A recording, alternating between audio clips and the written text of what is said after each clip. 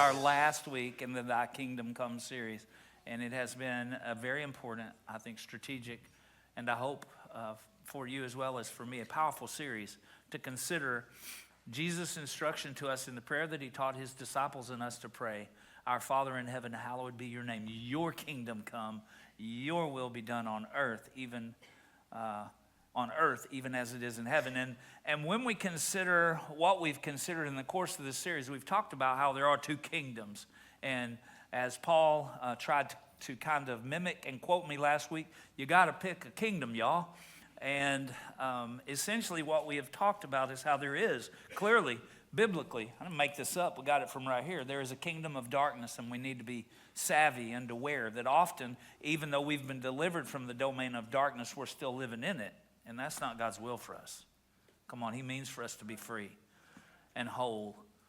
And he has accomplished that for us, but we have to choose it. So often we're over here, we're discerning and deciding. We're being impacted by the ways of the world, which are difficult if you don't get yourself off the screen or get out of the noise. It's difficult not to be driven by perspectives that actually come from the kingdom of darkness when it is God's will that we operate in this place in the kingdom of light. And I'll just say this in the most brief sort of way, there are very divergent ways of living. They're not even close, everybody. Not even close. The kingdom of darkness, devastating, broken, lost, deceived, defeated. The kingdom of light, the kingdom of heaven, free, found, following, effective, impactful, purposeful, right? Secure. How about that? How about a little security in our lives? Knowing who and whose we are, the kingdom of light. And not drama-driven. Come on over here, dramatized. Over here, it's not drama-free. It's just that stuff don't stick. Come on now. Come on now. Yeah. Peace, joy, patience, kindness. Come on, y'all can quote them probably better than I can in the moment. But right there, we get to live in the fruit of the Spirit and be free. And Jesus, the word we have consistently quoted, Paul, quoted from the Apostle Paul. So Paul was our guest speaker last week, quoted from the Apostle Paul. That's confusing even for me. The verse that I've quoted every week from Colossians, when the Apostle Paul said that he has literally delivered us from the domain of darkness and into the kingdom of light. Only Jesus can. We can't bridge that gap. We can't get across from the kingdom of darkness to the kingdom of light, but somebody bridge the gap. Come on, y'all, be grateful and be thankful for Jesus in that regard. But the kingdom of light, or the kingdom of heaven, isn't just a place where we are called out of darkness into light, but then when we find our way to the light, we're also called in the light. This morning's message is literally titled Kingdom Call, because we all have one. Everybody in here called to build the kingdom of God. If you're a Christ follower, you are called to build his kingdom. Everything you are and have. Christy prayed it in the prayer that she prayed from Romans 12:1. And what would that be like? Could we dream for just a minute? It was D.L. Moody who said the world is yet to see what God can do with one he is wholly consecrated to him. What if all of us gave our hands and hearts to him and worked together to build the kingdom? What would that be like? And it's a call that God has for us. Jesus himself said in John 5, look at the fields. They're ripe for harvest. But the laborers, the builders are few. Pray therefore the Lord of the harvest. And everything we are and have is his. And it's a blessing to give it back to God. It's a great place and space to live. It's the kingdom of light. Come on, somebody. And we're called to build it. We all have a call. And today we're going to consider that from the life of one apostle, Peter. And in the story that we'll first consider this morning, it is a time when Jesus is nearing his earthly departure. This is post-resurrection, and he knows his ascension is coming. The disciples are somewhat clueless about it, but Jesus knows it's coming. In fact, 40 days after his resurrection, Jesus ascended back to the throne. We call that Ascension Sunday. It's actually on a Thursday this year. 40 days hits on a Sunday. I think it's May the 14th. it's not particularly important that we, I guess, celebrate his ascension. You can if you want to, but I want to perpetually celebrate his presence. Come on, y'all, with me. But I got no beef with the ascension either. When it happened, I was a little bit bothered by it. I'll just tell you that for sure. The first time I ever read it, I was like, man, this was a bad idea. I'm sure that's how the disciples felt. You're leaving us with this? We do not have a good track record. Somebody say Jesus knows what he's doing. He does. He knows what he's doing. And at this point, he had appeared a few times to he appeared to the disciples on the road to Emmaus. He appeared to the ladies, Mary particularly, when she was walking away from the tomb. He appeared to the group of disciples, the 11 surviving disciples minus Thomas. And then later he appeared to them again, a group of them, Thomas included. And the Bible tells us in John 21 and verse 1 that Jesus appeared again to the disciples beside the Sea of Galilee. Now remember that he had told them to go wait for him in Galilee, and we'll come back to that in a minute. So there they are. This is how it happened. Several of the disciples were there, Simon Peter, Thomas, Nathanael, the sons of Zebedee, and 2 other disciples. Simon Peter said, I'm going fishing. To which they retorted, we will come too. And I'm with them, right? If I had been in this mix, that would have been me. Like, they didn't all go. Some of them laid back. I would have been like, hey, yeah, let's go, yo. And matter of fact, that just happened on last Monday. So last Monday, John over here, he had been trying to get me to go fishing for a minute. And I wanted to go, but, he has to work pretty hard to get me out of my routine. But the aforementioned guest speaker, Paul, who's our friend from Southern Africa, was in town. And Tall Todd, you guys know Tall Todd. He's the better-looking, tall version of me. Which brings me to a point of prayer request. Todd and Angela, who are an amazing part of our family and team, are actually in Dallas today. Their grandson, Clark, is dealing with some heart issues. The dude is strong and everything. He don't even want to slow down, but he needs a bit of open heart surgery. So pray for them and pray for him. And they'll be back with us, certainly, and even probably before his surgery. But you can pray for them.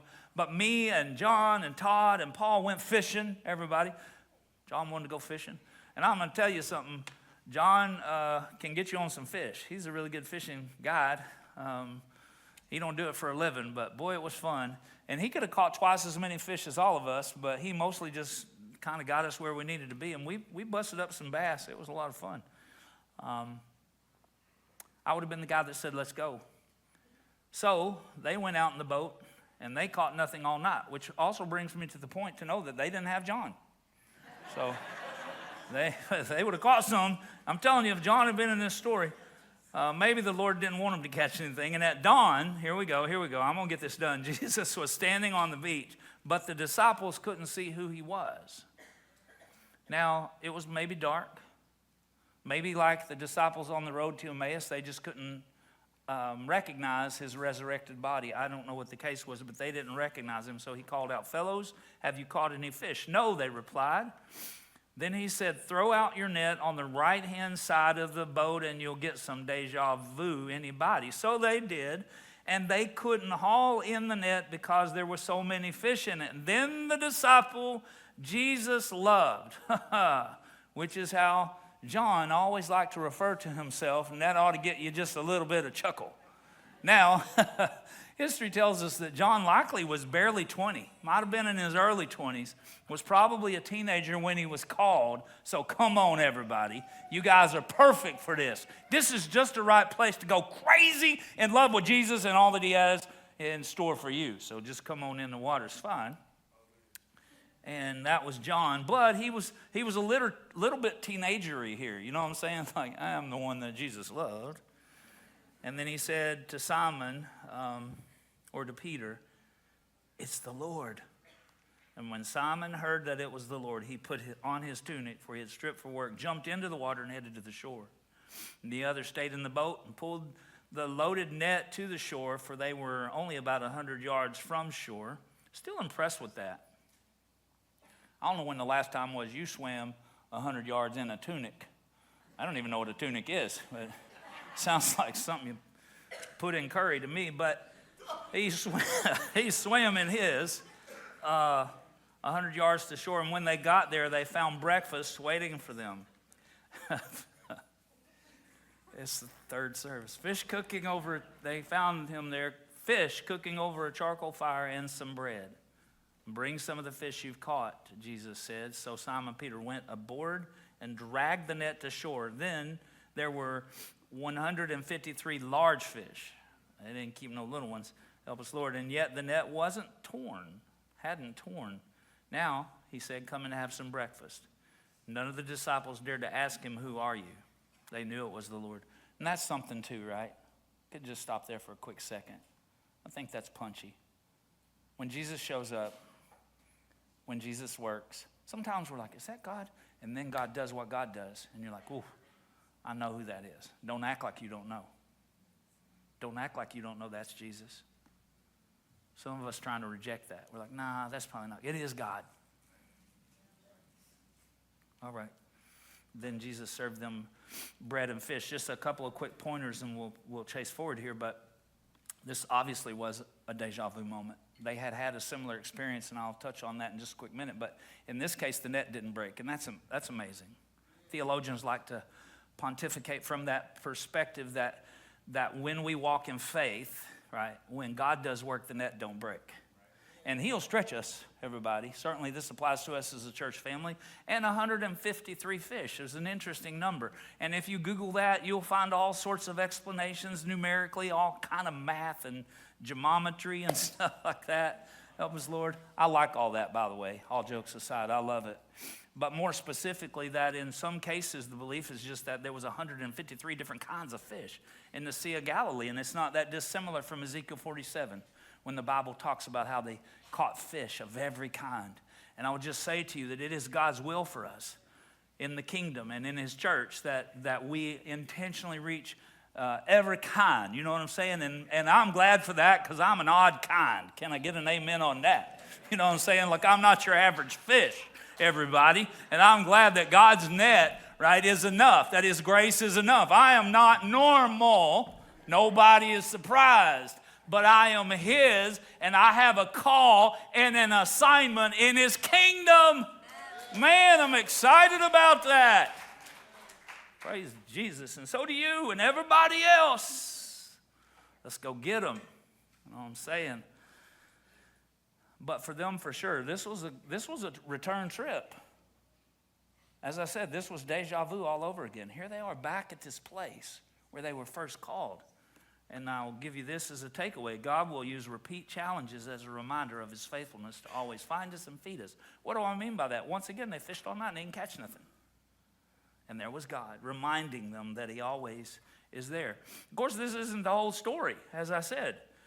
This isn't the first time Peter met Jesus at the Sea of Galilee, reading from Luke chapter 5 and verse 1. One day, now 4 years before, the story we just read, Jesus was preaching on the shore of the Sea of Galilee. Great crowds pressed in on him to listen to the word of God.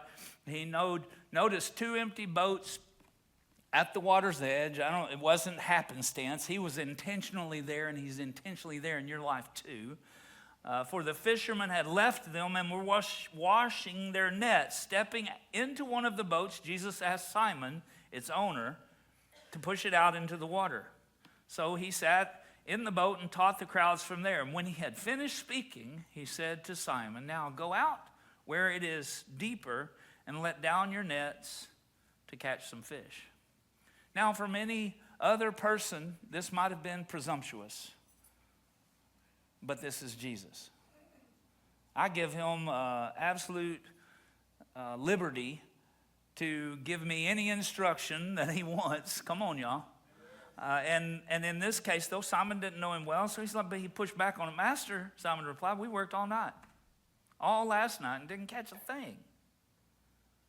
But if you say so, I'll let down the nets again. And this time their nets were so full of fish they began to tear. A shout for help brought their partners in from the other boat, and soon both boats were filled with fish and on the verge of sinking. When Simon realized what had happened, he fell to his knees before Jesus and said, "Oh Lord, please leave me. I'm such a sinful man." For he was awestruck by the number of fish they had caught, as were the others with him. So there's that moment sometimes when God does miraculously work. When there is the answer to prayer. Maybe there's the epiphany that you have that God really is God and God really is with me. And in that moment, maybe even it's just that in that moment, God's being so good to you and so forgiving to you. And you want to push back on that. Like, God, I can't accept this gift of grace. And we spoke a couple of weeks ago about not only forgiving others, but forgiving ourselves. And being in that place where we receive grace. And if you continue to reject grace, you'll never be free. That is what it is. And Simon was going to try to reject the grace and mercy, the forgiveness and the callings of God. And Jesus wouldn't let him. Come on, y'all. Jesus replied to Simon, don't be afraid. From now on, you'll be fishing for people. And as soon as they landed, they left. Somebody say everything. They left everything. Come on, somebody say everything. See, I ain't trying to make all y'all say it, because if you don't want to say it, you don't have to say it. But everything. They left everything. Let's underscore that. They left everything and followed him. What's holding you back? Come on, that's a real question. What's holding you back? What are you still holding on to that you need to give to God so you can get going with God? Come on, let's go. Let's go. Don't let anything hold you back. Not your flaws or your foibles. Not your purposes and plans that you've laid out for yourself instead of trusting them to God. Don't let anything, your hurt or your history, hold you back from what God wills for you. In the case of Peter, he probably was thinking, I am not qualified. Like in the moment that he recognized that Jesus was at least a significant rabbi, and maybe more specifically, he did realize in that moment that he was the Messiah, though he misunderstood what that meant. He was thinking, he can't be calling me. That was the Lord. Peter was from Bethsaida, which means house of fishing. That explains a lot. I would like to be from Bethsaida. That's a cool place to be from. That's better than Enola. That was the Lord, which is where I'm from. But he was from Bethsaida, house of fishing. But he likely went to rabbinic school and didn't make the cut. That's why he was a fisherman. But when the Messiah came looking, he came looking. He didn't come looking for somebody else. He came looking for Peter, and he came looking for you, and he came looking for me. And Peter was not qualified. Neither are you. And I don't care how many degrees you got, how many titles you got before or after your name. Nobody's qualified to work with the Messiah. Except that when he calls you, he doesn't leave you unqualified. As a matter of fact, I'm going to share a word I made up a minute ago. You may not be qualified. I'm going to get this said, but you are most definitely qualified. All right. Okay, there you go. Everybody in this house is qualified. Because when Jesus calls you, he qualifies you. He makes sure everything he needs for you to be, to follow him, to know him, and to make him known. And that's what he was doing right here. And more specifically, to be theologically on point, the only thing that qualifies anyone for the call of God is his grace received by faith. That's what this says. And this is what we're going with, everybody.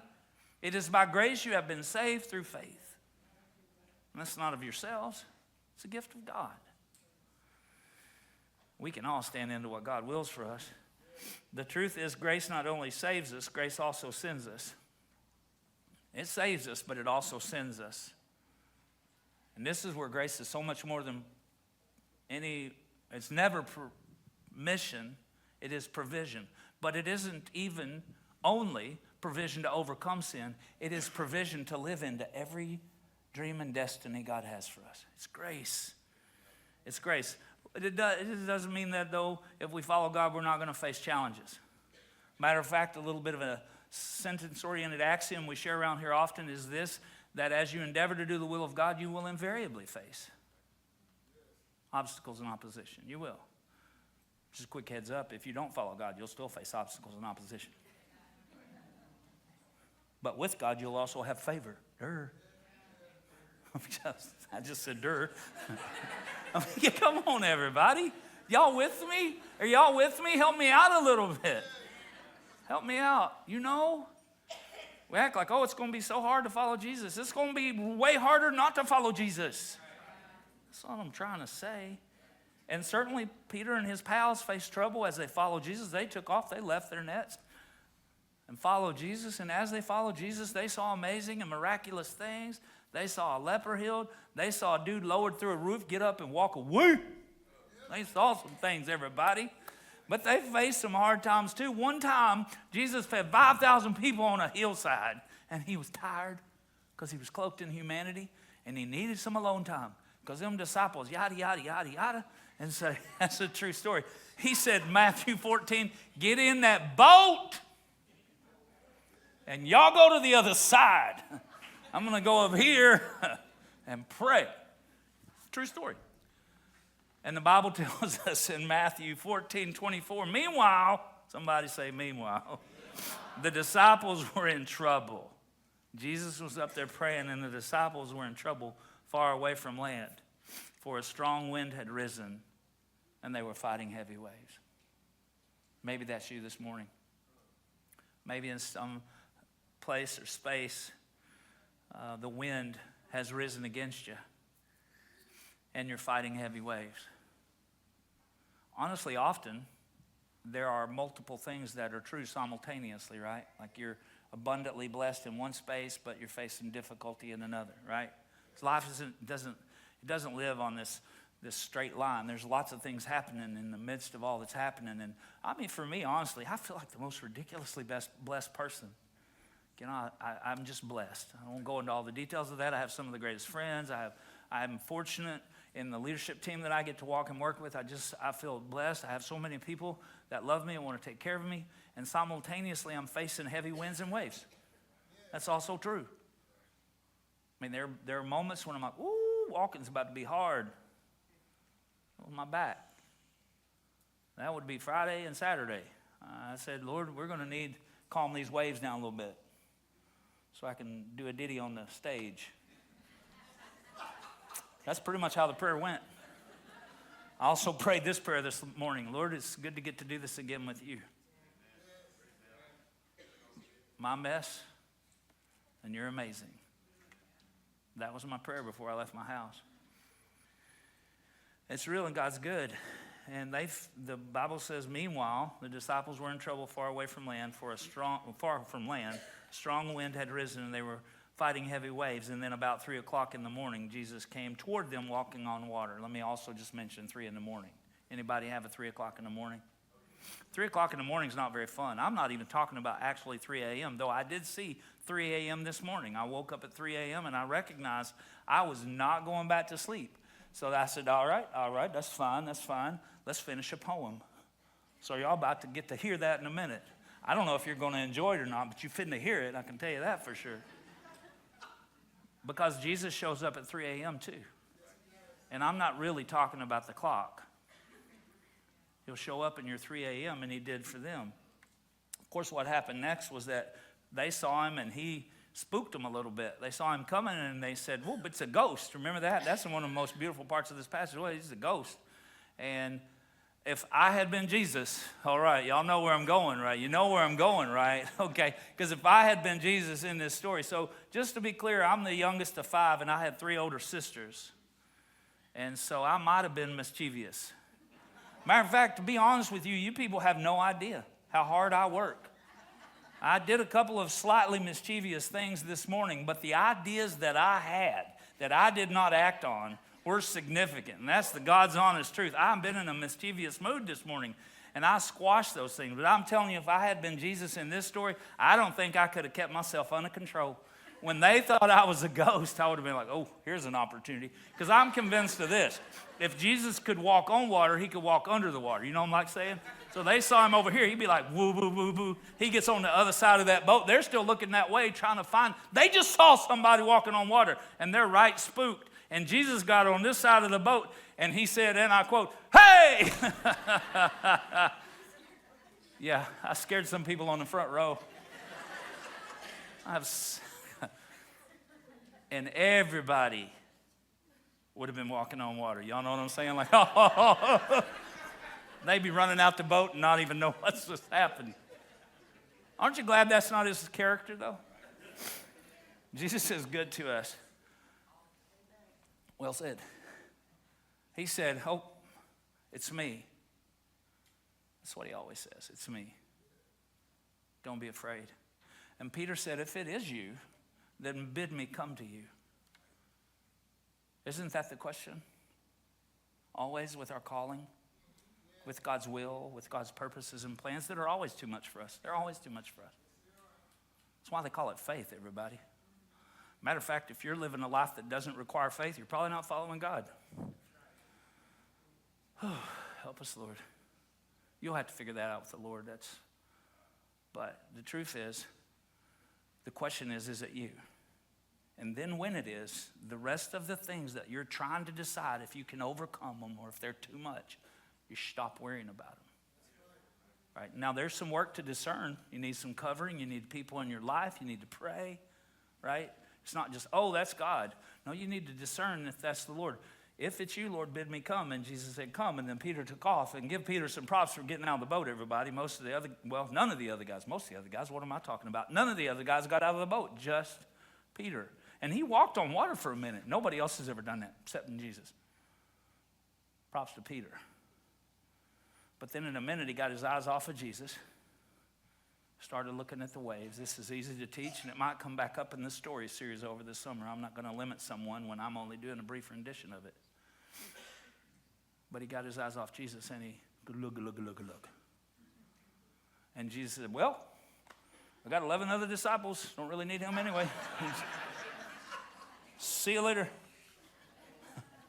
That would have been horrible. Boy, nobody else would ever get out of the boat. I can tell you that for sure. But he didn't do that. He went, woo, and pulled his butt back in the boat, everybody. Worked it in. Yeah. And then the boat was immediately at shore.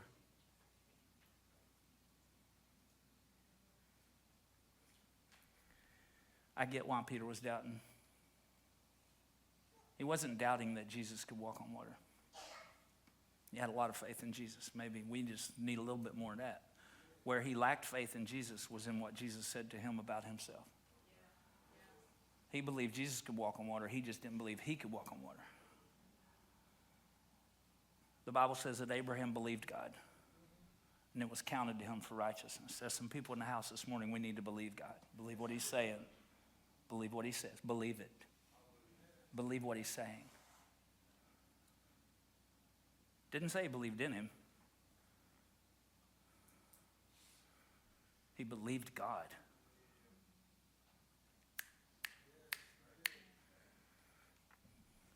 Third service, getting a different kind of love from the Lord. And then Matthew 16 says that they passed by the gates of hell, Caesarea Philippi. There was a place, there was a temple built to the Greek god Pan. There's not a real god, by the way. Couldn't fry nothing in him anyway. Boy, this is just, I don't know.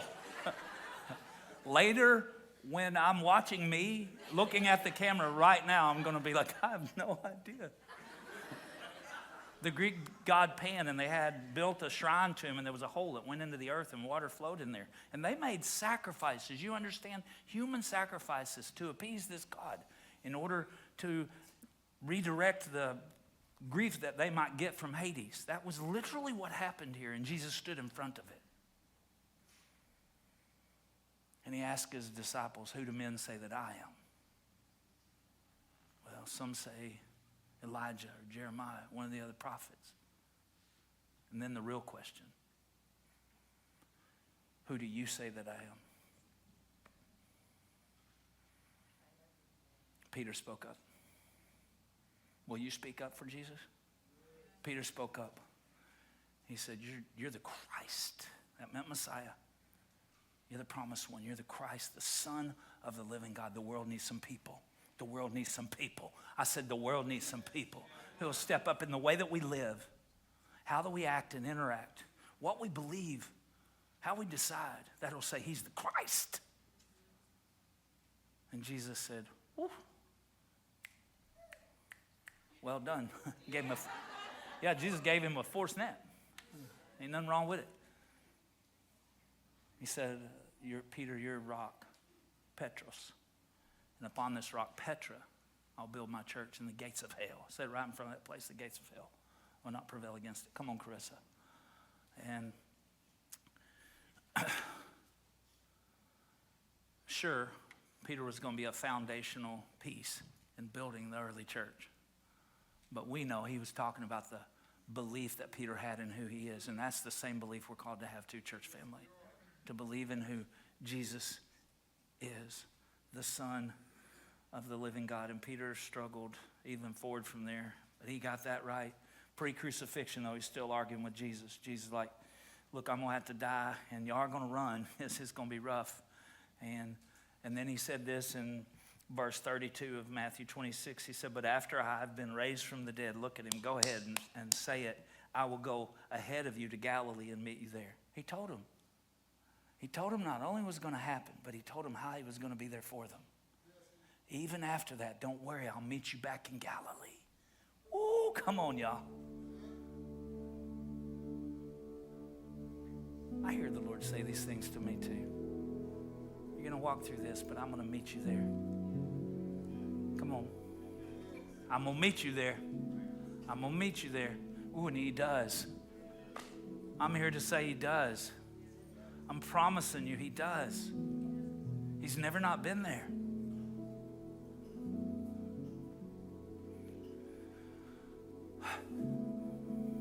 He's never not been there. Peter said, if everyone falls away because of you, I'll never fall away. And Jesus said, I tell you, tonight, this was his final day. Before the rooster sees the sunrise, you'll deny me 3 times. Peter said, even if I have to die with you, I'll never deny you. And the other disciples said the same thing. And then after that, there was the betrayal in the Garden of Gethsemane. They fell asleep right after this bold proclamation while Jesus was going through hell in his own heart and got through to that point. And then he was set on the will of the Father, was Jesus, and Judas betrayed him with a kiss. And then there was some ear surgery and then an arrest. Did he say ear surgery? Yes, he did, because Peter, still not listening, the aforementioned Peter whacked off Malchus' ear, fell to the ground. Jesus was like, sorry about that, put it back on. Malchus standing there thinking, man, just a minute, I was standing straight up and I could swear I heard a grasshopper. Y'all still with me? Y'all are still with me?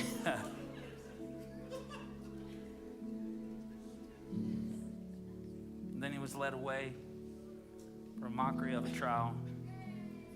We find Peter in a courtyard around a fire with some strangers trying to stay close. And they say, oh, you're one of them. We know you. You're one of them.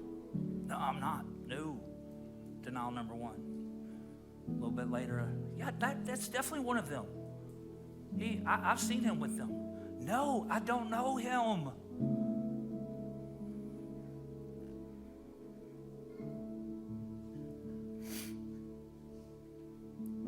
About an hour later, verse 59, Luke 22 says, another kept insisting. This man was certainly with them, since he's also a Galilean. But Peter said, verse 60, man, I don't know what you're talking about.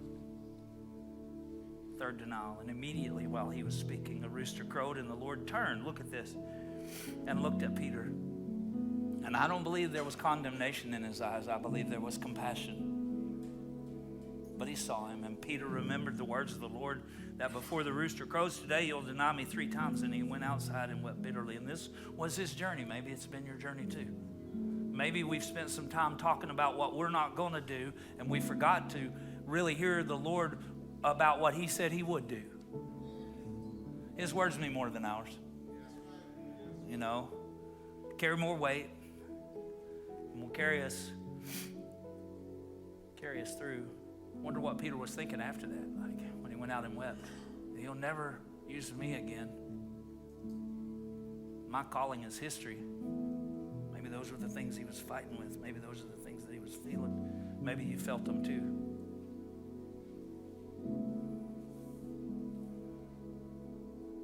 Not that he was necessarily wrong. There was no way. Till Jesus made a way. Come on, y'all. Till Jesus made a way. And Jesus made a way. And I'm thankful that Peter didn't go Judas on it. I believe Judas had a path back. We can have coffee if you want to have a conversation about it. I might be wrong, doesn't matter. But when I look at the Lord in his heart always to offer redemption, I really believe that Judas could have had a path back and the Bible would be written differently. That even the betrayer could have been saved. Peter came back. Everybody, run to, not from. Somebody help me. Run to, not from. Somebody in the house today needs to run to, not from. And then at the resurrection, because he didn't stay dead. Okay, so let's just get that out of the way. We know it, so we're not going to rehash the crucifixion, but just remember the resurrection when the ladies were going to the tomb to treat the body. And remember in that rendition of the story from Mark, and they were on their way, and they said, wait a second, who's going to roll away the stone, which they should have thought about before they left. And then they got there and the stone was already rolled away. And in one rendition, an angel was sitting on it. And then this one angel spoke to them and he said, listen, he's not here, he's risen. And then Mark 16:7, but go tell his disciples and Peter. Woo! Come on, y'all. Underscore Peter, Coach Kim. Underscore it right there. And Peter. Go tell everybody. And Peter, he needs a personal reminder that there's no mess that's too much for Messiah. That there's no too far gone for God. Insert your name there. Or you can put mine, I don't mind. You won't be wrong. Right? Go tell Peter. How much did that mean when they ran back and said, the angel said, go tell the disciples and Peter? I wonder what can that do to your heart? What has it already done to mine? Worship team, you can get ready to come. The only way to get past your past is to passionately follow Jesus into the future he's provided for you. And I'm so thankful that that's the example we get with Peter. Come on, y'all. Peter, when he got around it, he got around it. And he didn't chase God a little bit. He took all that crazy and went all the way crazy following God. And then, after breakfast, Jesus asked Simon Peter, son of John, do you love me more than these? Yes, Lord, he said to him. You know that I love you. Feed my lambs, he told him. Second time he asked, Simon, son of John, do you love me? Yes, Lord, he said to him. You know that I love you. Shepherd my sheep, he told him.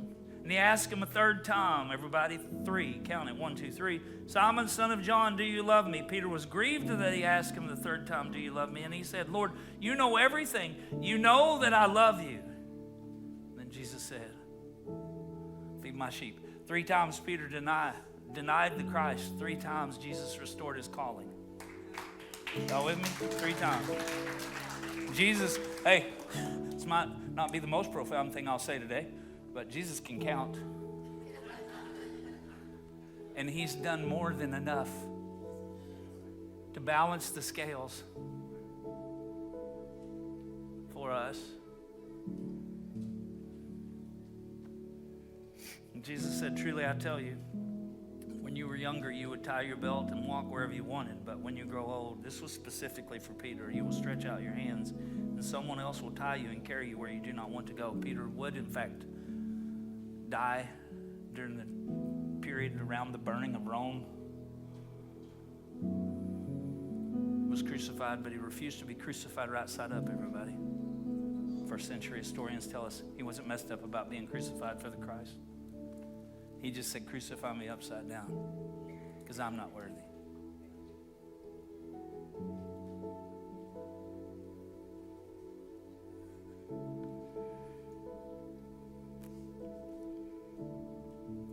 And then after saying this, Jesus said, simply this, follow me. So the aforementioned 3 a.m. poem, let me get this done. Written from the perspective of Peter, of course. I remember our first meeting and that call beside the sea. He looked straight into my soul. Leave your nets and follow me. That's just what I did with my brother and some friends for a journey into the miraculous. We even saw a leper cleansed.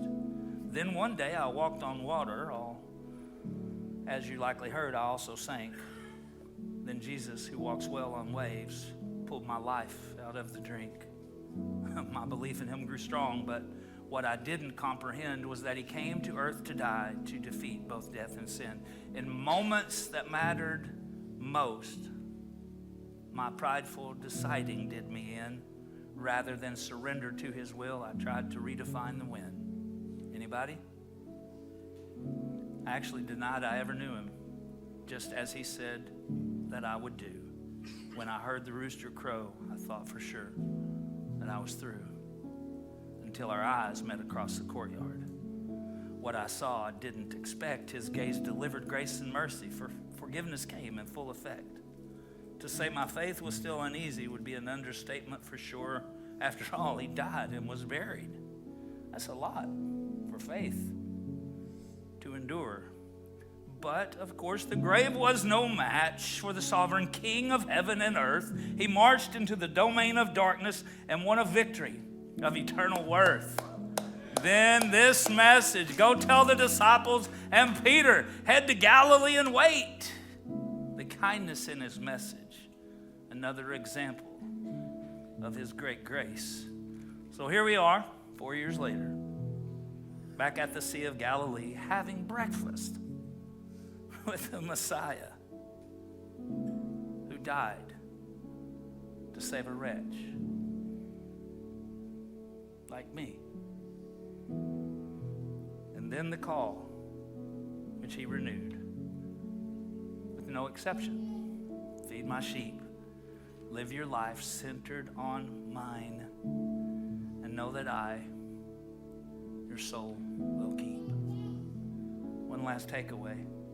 Christ is still calling his followers to the simplicity of a life centered on him. The simplicity of a life centered on him and his kingdom. Ooh, Lord. Come ahead, Rodney. Well, we did it. 12 weeks into Thy Kingdom Come series. And a crash course on the life of the Apostle Peter. So I was thinking, we're going to lean back into this song, Center. Yeah. I want my whole life to be his. I want your whole life to be his. I do. Yours too.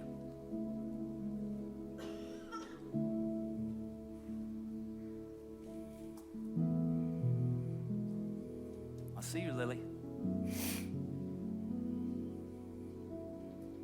All of it. All of it. Don't hold anything back.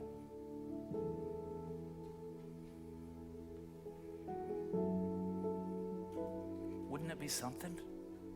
Wouldn't it be something?